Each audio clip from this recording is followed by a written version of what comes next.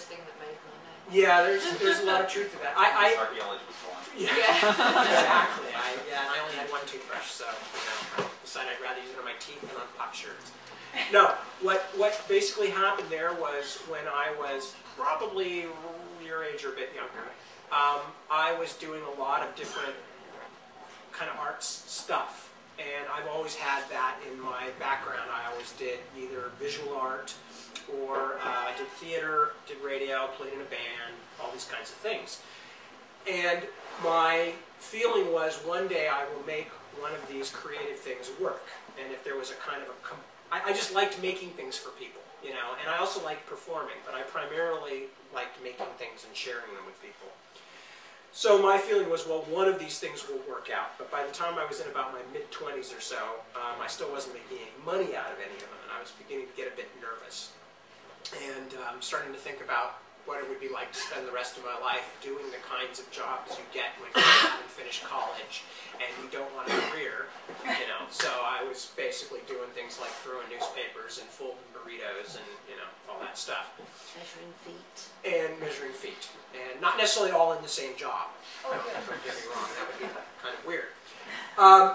So what happened is that I gradually began to focus more and more on things I could do without having to rely on other people to make it to rehearsals and stuff. After our drummer broke his arm playing softball the night before we were going to have a big audition for this guy named Jerry Pompili from Columbia Records, CBS Records, which there was a possibility we would go out and, here's telling you how old I am, we were being considered to be an opening act for the Edgar Winter Group, so this goes back into the Paleolithic era.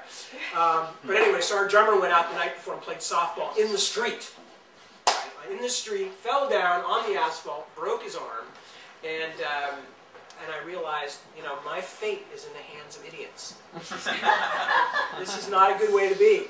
So I began concentrating more and more on doing things that I could do on my own and in my own time, because I was also working like 2 jobs, you know. So I'm working 2 jobs and then doing my creative stuff on the side. So the other thing that happened at that point was that I was living in Menlo Park down the peninsula in a 4-plex. So I was living with my then wife, or the woman who I was going to marry, and of our 3 neighbors, one of them was another guy who was has gone on to become a best-selling writer also, a guy named Ron Hansen. Most recently, the assassination of Jesse James by the coward Robert Ford was just made into a movie recently, and Ron's a really great guy and a fabulous writer, and he was teaching at Stanford. But I also began to think, you know, Ron's at Stanford and everything, but he's not that much smarter than me. You know, I could probably write a book also. And I hadn't really thought about it, which is odd because I come from a very book-oriented family, but it just had never occurred to me. Probably because you can't make as much noise writing books as you can doing a lot of the other things I like doing. So I wrote my first book and was lucky enough to sell it. That's also a bit of a story, but it happened fairly quickly. That was Tail Chaser Song. And then they offered me a contract to write some more books, which became The Dragon Bone Chair and that series. And at that point, my choice was, well, now I can finally go back to college to get a degree and get a real job, or I can use this time, you know, to try and make something happen with this book thing, which seems to be working. And so I did, and that did, in fact, prove to be something I can make a living off of. And over the years, you know, I've kept doing it. Yeah, I always think of Michael Phelps.